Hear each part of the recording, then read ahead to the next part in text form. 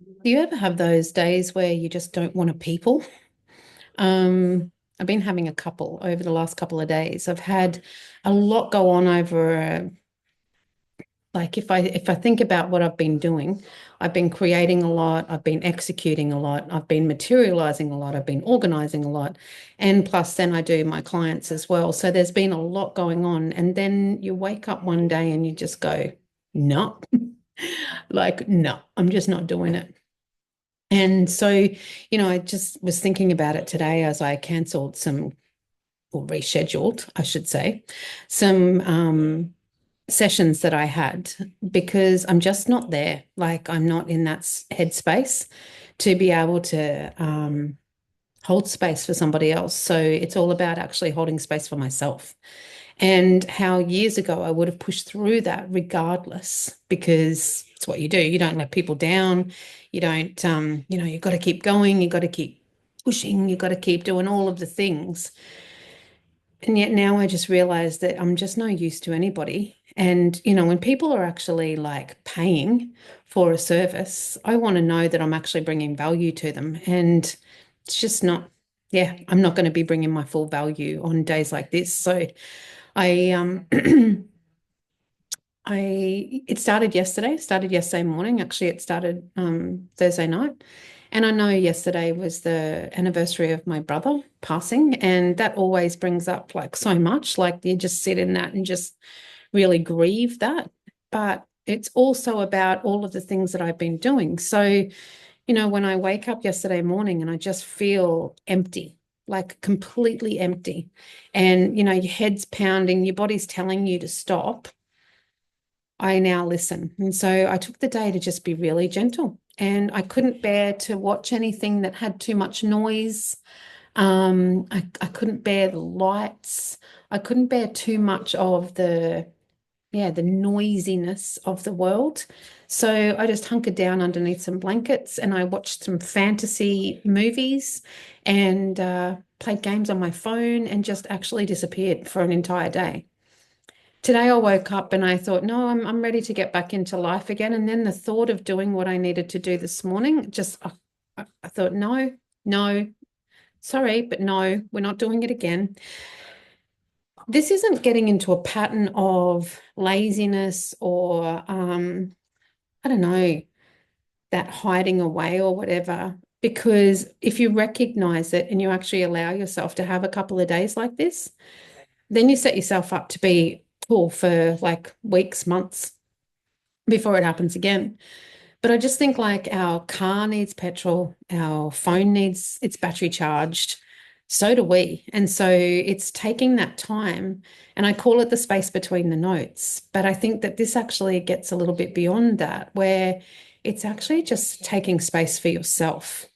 When, we're in a world now, and particularly like if you're watching this, I know that you're somebody that actually like has a big heart and you want to help people and you want to do all the things that you can do in the world to make it better.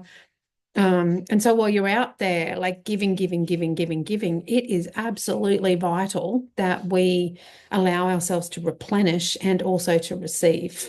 So just let this be a little reminder to stop.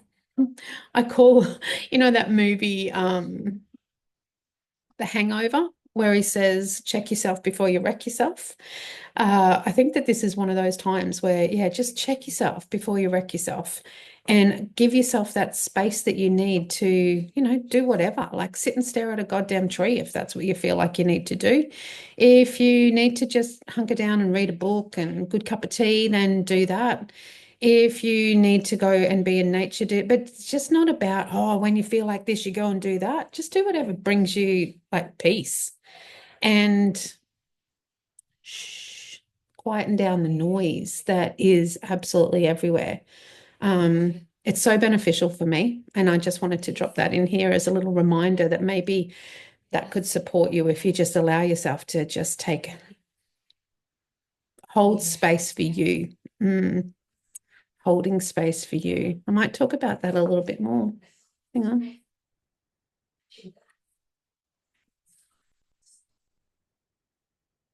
Yeah, actually, we were. we were holding an event the other day, and one of the girls asked something about,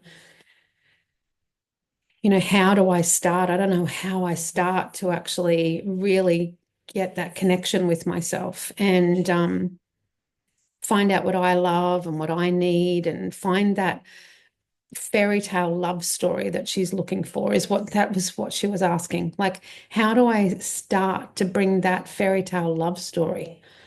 I said, well, it's the love story with ourselves, isn't it? Like, it doesn't matter who else is in your life. You could have Prince Charming, and if you're not feeling good, if you're not, um, coming from a full cup, then he's not even going to complete you. It's not going to feel right because you don't feel right.